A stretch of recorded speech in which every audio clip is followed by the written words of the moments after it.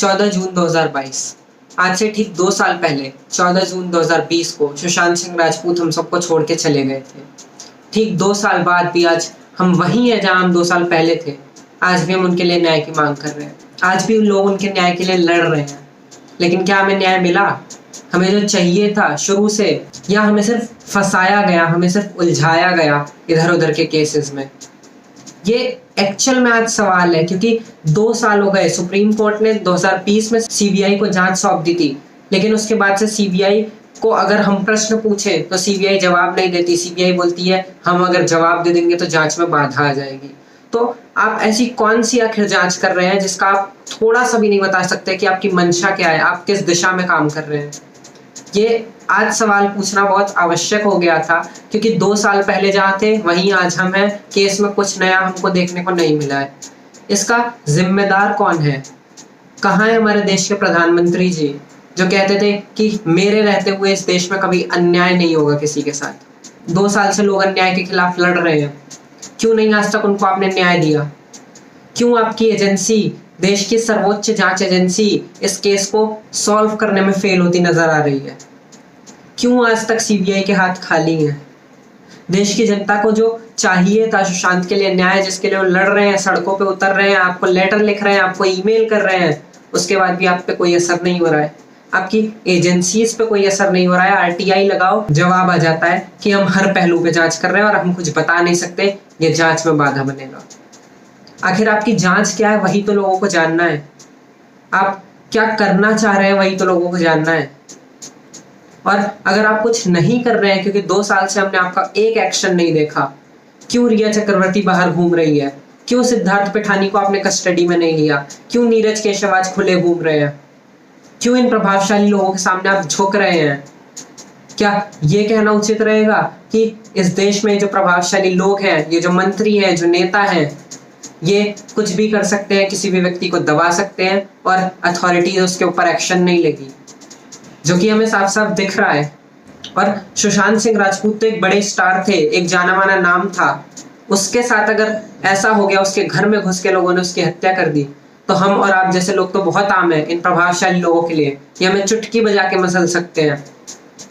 क्यों? क्योंकि इनको कानून का डर नहीं है। इनको ये बात पता है कि हम गलत कर लेंगे, हमारे पास बहुत पैसा है, हमारे पास बहुत नाम है, हमारे बहुत कनेक्शंस है, कहीं ना कहीं से हम बच जाएंगे। यही चीज इन क्रिमिनल्स को प्रेरित करती है कि वो इस तरीके की घटनाओं को, इस तरीके की हत्याओं को अंजाम दे। 2 साल हो चुके हैं आज उस व्यक्ति को हमारे बीच से गए हुए। न्याय की जो जंग हमने शुरू की थी वो आज भी वहीं के वहीं दिख रही है। कोई अंतर नहीं पड़ा। ना ही एफआईआर 306 से 302 में ट्रांसफर हुई, ना ही किसी व्यक्ति को अरेस्ट किया गया, ना ही किसी व्यक्ति को कस्टडी में लेके पूछताछ की गई। ये दर्शाता है हमारे देश की सर्वोच्च जांच एजेंसी की नाकामयाबी।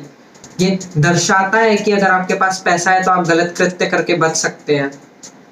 तो क्या ये कहना उचित होगा कि आज सत्य पैसे के सामने हारता नजर आ रहा है? क्योंकि सुशांत सिंह राजपूत आज भी अपने न्याय की मांग कर रहा है। वो आज भी बोल रहा है कि मेरे साथ अन्याय हुआ, मुझे मारा गया। जब जनता को इतना कुछ पता है केस के बारे में, तो सीबीआई जो जांच एजेंसी है उसके पास सारी सुविधाएं, सारी टेक्नोलॉजी है, उसके बाद भी इस तरीके की नाकामयाबी, इस तरीके की चुप्पी बर्दाश्त नहीं होती। और जब इस तरीके की चुप्पी सीबीआई दिखाती है तो ये चुप्पी चुभने लगती है। सारे सबूत चीख चीख के कह रहे हैं कि सुशांत सिंह राजपूत की हत्या हुई है। उसके बाद भी ना एजेंसी कुछ सुन पा रही है, ना ही हमारे देश की न्याय प्रक्रिया कुछ सुन पा रही है। और अगर इसी तरीके से केस चलता रहा तो एक्चुअल में शर्म की बात होगी हमारे देश के लिए, हमारे देश की एजेंसी के लिए, हमारे पीएमओ और होम मिनिस्ट्री के लिए, जिनके अंडर ये एजेंसीज आती हैं। क्योंकि न्याय तो मिला नहीं और बहुत सारी ऐसी चीजें देखने को मिल गई जिनका दूर दूर से नाता नहीं था सुशांत सिंह राजपूत से।